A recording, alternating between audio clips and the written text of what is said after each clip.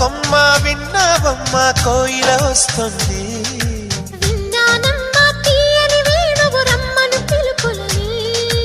నాటు దుక్కి దుక్కుతాన దుక్కు తాకు తాకుతాన నాటు దుక్కి